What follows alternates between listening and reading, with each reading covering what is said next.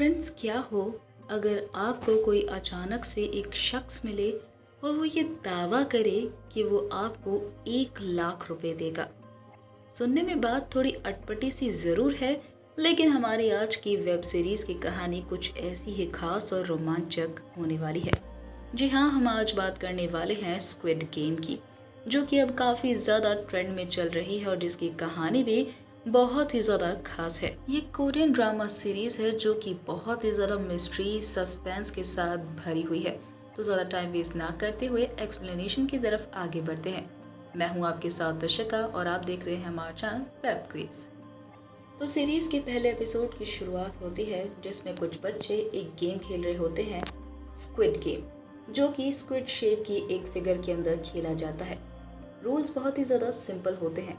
बच्चों को दो टीम्स या फिर दो ग्रुप्स कह लीजिए, उनमें बांटा जाता है, ऑफेंस और डिफेंस। जिसके बाद डिफेंस का काम होता है कि वो दो पैरों के ऊपर चले फिगर के अंदर और फिगर के अंदर ऑफेंस वालों को आने से रोके, जो कि ऑफेंस वाले फिगर के बाहर एक टांग पर चलते हैं। लेकिन अगर कोई ऑफेंस वाला अगर डिफेंस वाले का ध्यान भटका कर फिगर के अंदर आ गया तो उसे दोनों पैरों पर चलने की अब इजाजत मिल जाती है, जिसे खुफिया इंस्पेक्टर भी कहा जाता है।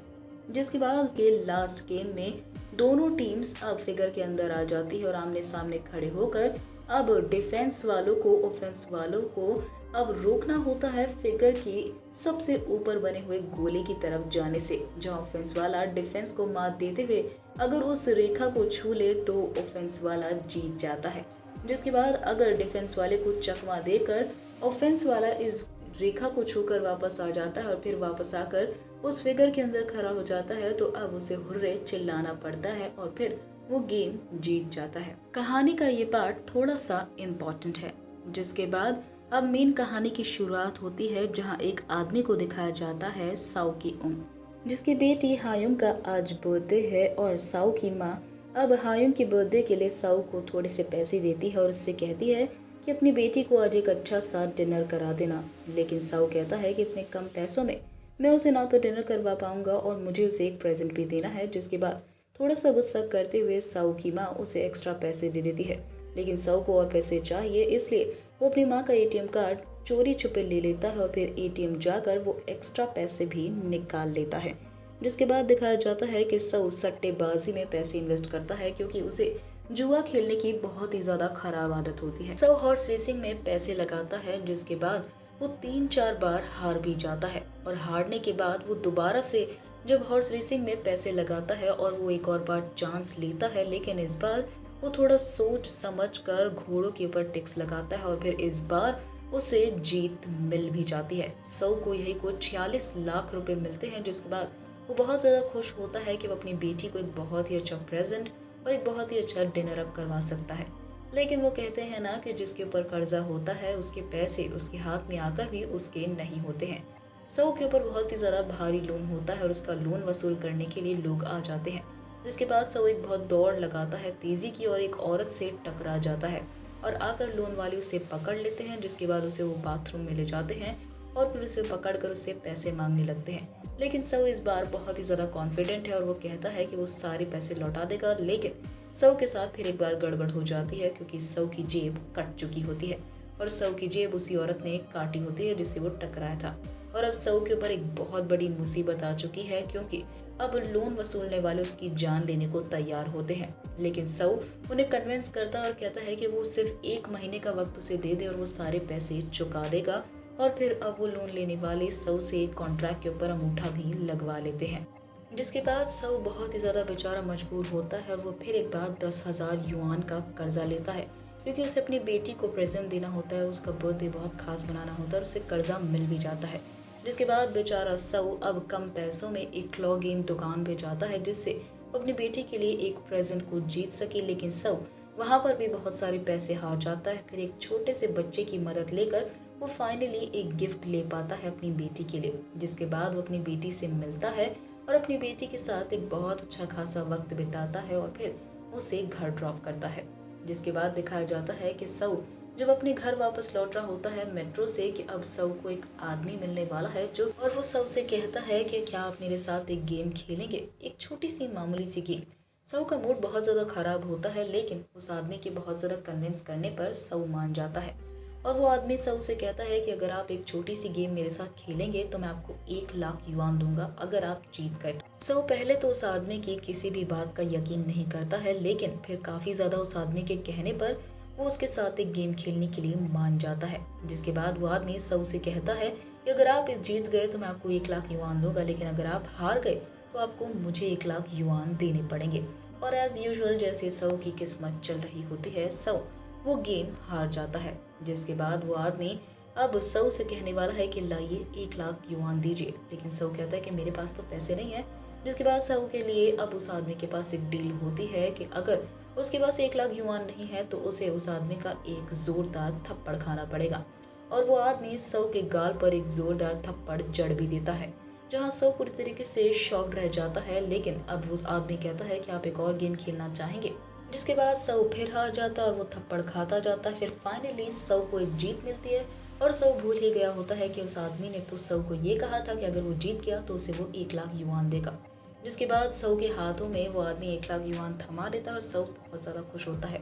जिसके बाद वो आदमी एक शॉकिंग बात कहता है सऊ से और वो सऊ के बारे में एक एक बात करेक्ट बताता है कि किस तरीके से सऊ ने टेक्निकल इंजीनियरिंग में डिग्री हासिल करी है। 10 साल पहले उसने एक नौकरी छोड़ दी अपनी और फिर उसने अपनी स्नैक एक शॉप को स्टार्ट करा, लेकिन वो भी ठप हो गई। जिसके बाद 3 साल पहले उसकी बीवी के साथ उसका डाइवोर्स हो गया और उसकी एक छोटी बेटी है और सऊ के ऊपर 160 मिलियन का एक कर्जा भी है। और अब सऊ पूरी तरीके से शॉक्ड हो जाता है और उस आदमी से पूछता है कि तू ये सब कुछ कैसे जानता है। लेकिन वो आदमी अब सऊ से कहता है कि अगर आप पैसे कमाना चाहते हैं तो आप मुझे कांटेक्ट करिएगा, और अपना बिजनेस कार्ड देकर वो आदमी वहाँ से चला जाता है। और सऊ वो 1 लाख युआन लेकर घर वापस लौट रहा होता है और बहुत ज़्यादा खुश होता है, जहाँ वो फिशर वुमन से मछली खरीदता है और फिर उसके बेटे के लिए पूछता है कि वो कहाँ गया है, और फिर घर लौटता है और अपनी माँ को भी काफ़ी सारे घर खर्च के लिए पैसे देता है। और उसकी माँ सोचती है कि कहीं फिर से इसने सट्टेबाजी तो नहीं करी। तो अब सऊ कहता है कि नहीं, ये ईमानदारी से आए हैं। फिर सऊ की माँ अब सऊ को बताने वाली है कि अब अगले साल सऊ की बेटी हायुंग, उसकी माँ और उसका सौतेला बाप हमेशा हमेशा के लिए अमेरिका चले जाएंगे और सऊ अपनी बेटी से हमेशा के लिए दूर हो जाएगा। और अब सऊ की माँ चाहती है कि वो कुछ करे, फाइनेंशियली स्टेबल हो, जिससे वो अपनी बेटी को अपनी बीवी से पा सके। जिसके बाद अब सऊ फाइनली उस आदमी को कॉल करने वाला है और वो आदमी सऊ के पहले को नाम पूछेगा, फिर डीओबी पूछेगा और फिर उसे एक कोड वर्ड बताएगा। और सऊ फिर उस गाड़ी का इंतज़ार करता है। वो गाड़ी में कोड बताता है, फिर गाड़ी में बैठ जाता है और फिर गाड़ी में अचानक से एक गैस आती है और सऊ बेहोश हो जाता है। फिर अगले दिन जब वो उठता है वो एक बहुत ही अजीब से कमरे में होता है जिसमें बहुत सारे बेड लगे होते हैं और सऊ की तरह बहुत सारे लोग भी होते हैं। और उस कमरे के अंदर यही कुछ 456 लोग होते हैं। जब वो एक आदमी से बात करता है जो कि वहाँ पे सबकी गिनती कर रहा होता है, और सऊ अब उस आदमी को बताता है कि इस कमरे के अंदर 456 लोग हैं। जिसके बाद सारे वर्कर्स आते हैं और वो सबको बताते हैं जो भी गेम के रूल्स होते हैं कि किस तरीके से आपको 6 दिन तक 6 गेम्स खेलनी होगी और जो 6 के 6 गेम्स जीत जाएगा उसे ढेर सारा पैसा दिया जाएगा। जहाँ लोग उनका विश्वास नहीं करते हैं और फिर उनके ऊपर एलिगेशन लगाने लगते हैं, तो अब वर्कर्स जो होंगे उन लोगों की डिटेल्स बताने लगते हैं। और एक तरीके से उस कमरे के अंदर सारे जो लोग होते हैं वो सिर्फ और सिर्फ कर्जे वाले होते हैं जिनके ऊपर भारी कर्जा होता है। और वर्कर्स कहते हैं कि अगर आपको अभी अगर स्टेप बैक करना हो इस गेम से तो आप कर सकते हैं या फिर ढेर सारे पैसे कमा सकते हैं।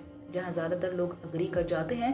फिर अब गेम की शुरुआत होती है जहां अलग अलग अब कमरों में ले जाया जाता है सारे प्लेयर्स को, जहां पहले उनकी फ़ोटो क्लिक की जाती है और सारे प्लेयर्स की फ़ोटोज़ को एक बहुत बड़े फ्लोर पर दिखाया जाता है, जहां एक मास्क मैन को भी दिखाया जाता है जो कि सारी चीज़ों को देख रहा होता है। जिसके बाद सारे प्लेयर्स आगे बढ़ते हैं और प्ले एरिया में जाते हैं जहां सबको अब ग्रीन लाइट और रेड लाइट एक गेम खेलना होगा। तो वहीं दूसरी तरफ मास्क मैन अब फ़ोन कॉल रिसीव करता है और कहता है कि मैं फ्रंट मैन कह रहा हूं और हम पहले गेम की शुरुआत कर सकते हैं, सारे प्लेयर्स तैयार हैं। जिसके बाद ग्रीन रेड रेड लाइट वाली लड़की जो होती है सारे रूल्स को अनाउंस कर रही होती है और कहती है कि जब गाना बजेगा और डॉल मुड़ जाएगी तभी आपको चलना है, और फिर जब डॉल मुड़ेगी और गाना रुक जाएगा तो आपको रुक जाना है, और अगर आप हिलते हुए पाए गए तो आपको एलिमिनेट किया जाए। और आपके पास वक्त सिर्फ 5 मिनट का है और 5 मिनट के अंदर जिसने लकीर को पार कर लिया वो सेफ हो जाएगा और अगले गेम के लिए आगे बढ़ जाएगा। और सऊ को इस गेम की फील्ड पर अब अपना एक जान पहचान वाला हांगू भी मिल जाएगा जो कि फिशरमैन का बेटा होता है। और फिर गेम की शुरुआत होती है और फिर कुछ लोग अपनी जगह से जब हिल जाते हैं तो उन्हें आकर गोली लग जाती है। यानी कि एलिमिनेट होने का मतलब है अपनी जान गंवाना, जहाँ काफ़ी सारे लोग डर जाते हैं और फिर गेट की तरफ दौड़ने लगते हैं। फिर बहुत सारी मौतें होती है, जहाँ सऊ बहुत ही ज़्यादा शॉक्ड हो जाता है और हंगू फिर सऊ को समझाता है कि इस तरीके से बैठे रहने का कोई फ़ायदा नहीं है, हमें लकीर पार करनी होगी और अगर तुम किसी के पीछे छुप गए तो तुम बच सकते हो। और इसी तरीके से संभल संभल कर सऊ और हंगू आगे बढ़ जाते हैं और इस तरीके से पहला गेम कंप्लीट होता है, जहां हंगू और सऊ पूरी तरीके से शॉक्ड है। और अब शो के आने वाले एपिसोड्स बहुत ही ज़्यादा सस्पेंसिव और मिस्टीरियस होने वाले हैं। तो शो की आगे की सभी एपिसोड्स की एक्सप्लेनेशन के लिए अभी सब्सक्राइब कर लीजिए हमारा चैनल, लाइक कीजिए इस वीडियो को, कमेंट में जरूर बताएं कि आपको ये एपिसोड कैसा लगा और आने वाले एपिसोड की एक्सप्लेनेशन के लिए हमारे चैनल की नोटिफिकेशन ऑन करना बिल्कुल भी ना भूलें। Thanks for watching.